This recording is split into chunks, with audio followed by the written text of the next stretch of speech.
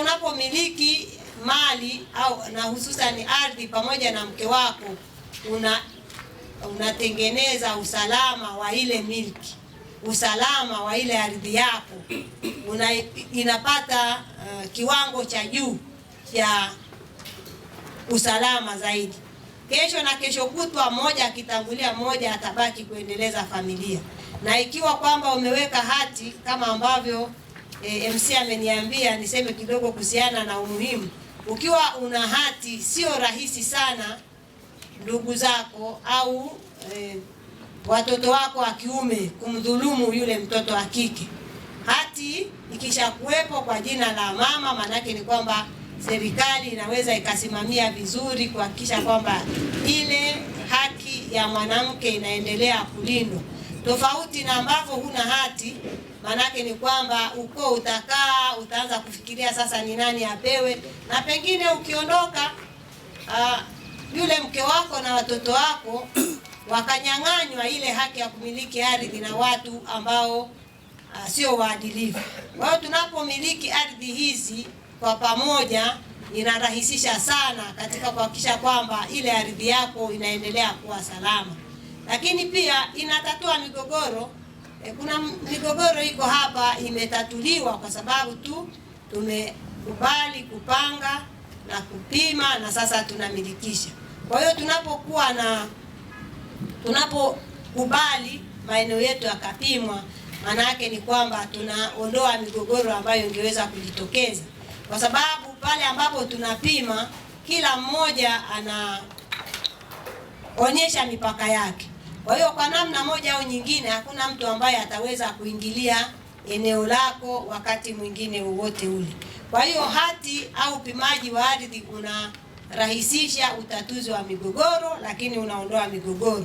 Lakini hati miliki hii pia ni ya muhimu kwa sababu inatusaidia kuwa kama dhamana benki, lakini pia unaweza ikawa dhamana ya kumdhamini mtu ambaye pengine amepata shida ya kwenda mahakamani. Na kama ni dhamana ya benki, manake ni kwamba inaweza ikakuza vipato vyetu tulivyonavyo. Kwa hiyo ni jambo la muhimu sana kila mmoja akawa na hiyo hati ili kuweza kunufaika na hayo niliyoyasema. Lakini ardhi inapokuwa imepimwa, thamani yake inaongezeka zaidi. Kwa hiyo tujitokeze kwa wingi ili tuweze kupata faida hizo chache nilizozisema kuhusiana na ardhi iliyopimwa, iliyopangwa na hatimaye kumilikishwa. Inaongeza kwanza thamani ya ardhi yetu.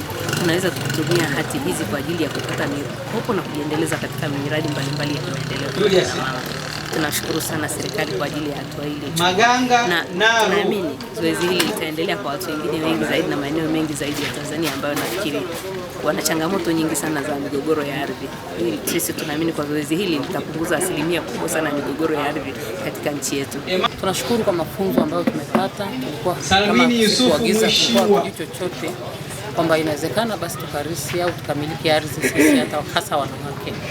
Lakini kupitia mafunzo yale tumeona umuhimu sana wa kupima ardhi au kurathimisha ardhi, kwa kuwa tumeona kwamba kuna haki zetu tunazipoteza tusipofanya hivyo.